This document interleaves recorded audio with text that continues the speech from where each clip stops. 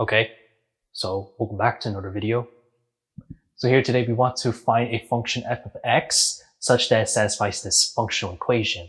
F of 1 over x plus f of 1 minus x is equal to x. And usually functional equations, generally it's all about like a trial and error, guess and check sort of thing to actually get what functions you want in order to satisfy this following. So basically there's today's video, there's not much to be done, because when I'm starting off showing this entire process, we already have the functions that we want to find. And if you want to try this exercise yourself, then you can feel free to pause this video and find whatever function you need to satisfy. Until then, you can actually see that we actually get what we need to validate. So it's pretty just standard. Of course, if we find the functions that we want, and then we treat this like if we were solving as a systems of equations, functional equations, you want to put it at like Gauss's elimination, that sort of perspective, then we actually just achieve what we want. So not much to be done. It's going to be a very simple video, and let's actually just jump right in. So after doing all this trial and error, so there's going to be 3 equations that we're going to be using. So let's start with one input at a time. So suppose for the first part, I had let x equals 1 over z. So after plugging all this in, we're going to see that our first entire functional equation with this new substitution is that we're going to have f of z, add this with f of 1 subtract 1 divided by z is going to equal 1 over z. So let's start off with now the second equation. So we're going to let the second input equal z divided by z minus 1. So after plugging all this out and you do all this substitution, so then we're going to see that we have f of 1 minus 1 over z, then add this with f of 1 divided by 1 subtract z is just going to equal z divided by z minus 1. Now let's start off with the third equation. So x is going to equal 1 subtract z. Self-explanatory to see after just plugging in all that substitution, we're going to have f of 1 divided by 1 minus z. Then add this with f of z, which of course is just going to equal 1 subtract z. And for the sake of notation, let's actually label these as equations 1, 2, and 3 respectively. Labeling these things, we know that the next step we're going to do is we're actually going to treat this as a systems of equation. So by Gauss elimination, of course. And so by doing so, what I'm going to do is I'm going to add the first equation with the third equation. Then afterwards, we're actually going to subtract the second equation. And then afterwards, you'll see that the results will come out very nicely. So the way let's group this. So the first part, start off with adding equation 1. So f of z, add this with f of 1 subtract 1 divided by z. And add this with equation 3. So f of 1 divided by 1 subtract z. Add this with f of z. So now let's subtract that from equation 2. So f of 1 minus 1 over z. And add this with f of 1 divided by 1 subtract z. And then after all this, so we can see that, and we're just going to take a look at the left-hand side for a second before we get to the right-hand side. As we see that what cancels is this part and then this part, then another term, this and this are going to be vanished. So all we're left with is just double the quantity of 2 times f of z. All right, so at least that narrows that down. Now let's add equations 1, 3, and then subtract 2 from the right-hand side. So this means 1 divided by z. Add this with 1 subtract z, then subtract z divided by z minus 1. And so after you perform all this simplification, one first thing you do is just get the common denominator and then multiply with the least common multiples from those numerator. So far what we'll have is we have negative z cubed. Add this with z squared, subtract 1, and then all this being divided by z times z subtract 1. Now, we could just leave that and put that as, set that equal to 2 times f of z, divide that by 2, and get our function, and then we could pretty much just call that a video because we just found what our f of x function is supposed to be.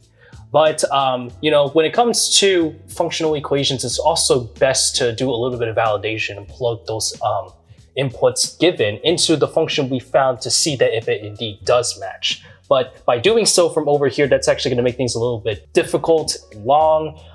There's a lot of tedious things going on. So there's actually a very simple way to simplify this out.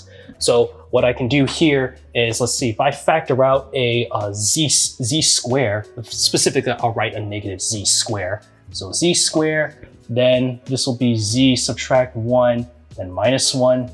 All this being divided by z times z subtract 1. Then what you'll notice is that the z's will cancel, and then so will the z minus 1.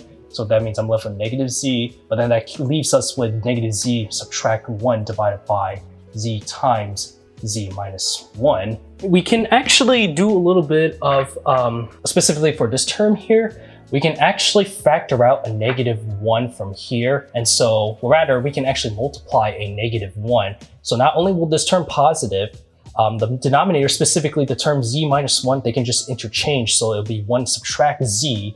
So we have, now because it's positive, I'll put that as the leading term. So 1 divided by z multiplied by 1 subtract z minus z. And then afterwards, if you actually do a little bit of fraction decomposition, then what you'll get afterwards is that this will come down to 1 divided by z, add this with 1 divided by 1 subtract z, and then subtract z. And of course, this is just going to equal 2 times f of z, so all it's left is just divide 2 to both sides. So we're left with f of z, or rather, if we're going back to the world of x, because simply this is just a dummy variable. If we go back to x, so f of x is just going to equal to 1 divided by 2x. Add this with 1 divided by 2 times 1, subtract x, and then minus x divided by 2. Now, we could just end, like I said, if we can just end the video here, that's fine, but let's actually do a little bit of self-check to make sure that this function does indeed satisfy this following. So again, not much needs to be done. It's just a bit of validation. So let's actually do that. Okay, so now let's actually just plug in our inputs. So first we're going to start out with f of 1 over x. Then we just plug that input back into the f of x that we found. So here, this will be 1 divided by 2, then times 1 over x. In other words, that's the same thing as x divided by 2. Now we just plug in the 1 over x over here. Then we can actually multiply an x to both the numerator and denominator just to get rid of the fraction that's in the parentheses. And so that'll actually just give us x divided by 2 times x subtract 1. And then minus, so 1 over x and then divided by 2, that's just 1 divided by 2 times x. So now let's actually plug in the second input, which is 1 minus x. And this one's a little bit easier to work around with. So this means, this will be 1 divided by 2 times 1 subtract x. 1 divided by 2 times 1 minus x. So that'll be a positive x. So, and then the 0. So this will be 1 divided by 2 times x. And then afterwards, plug in the 1 minus x under the numerator. So we can actually split this into fractions too. So in other words, this is actually just 1/2. And then add this with x divided by 2. How about this? So if we want to make things a little bit easier, notice that there's an x minus 1 and a 1 minus x. What I can do here is I'll just multiply a negative 1 to the top and the bottom. So at least that way, so this is a negative 1 over here, but then this will interchange. You see eventually, because what we're going to do now is obviously we see that we have to take these two sums and see if it does end up with x. So as we can tell, let's actually, put that, and you see the bigger picture from here. So f of 1 divided by x, add this with f of 1 subtract x. So let's switch to another marker. So I'm going to go back to this one. So let me actually group these. So this is x divided by 2. Add this with x divided by 2, then times x minus 1. Subtract 1 divided by 2x. When we add this, so this is negative 1 divided by 2 times x minus 1. Add this with 1 divided by 2x. Subtract 1/2, and then add this with x divided by 2. And I think you can clearly see that first off, we have some terms that we can actually, cancel. So this will cancel, this will cancel. You add these two, then we see that over here, this is actually just going to equal, so x over 2 plus x over 2 is just 2x over 2. So that's just x. Then now we actually just combine these two together. So this is, now add this with x minus 1 divided by 2 times x minus 1. So this is out of the way, that's out of the way. that's out of the way, that's out of the way, and then subtract 1/2. But clearly we can see that now there's an x minus 1 factor on both the numerator and denominator. So what that means is that the terms will cancel each other out. And so we have x, and then this is just add this with 1 divided by 2, and then subtract 1 divided by 2, and indeed this is just equal to x. And so that's a big, so how about I box this? So I'll box this as that's our final answer, that's a check. And so it satisfies, and therefore this is the function that does indeed satisfy this functional equation over here, just like that, after all doing that trial and error. So yeah, that's pretty cool if you ask me.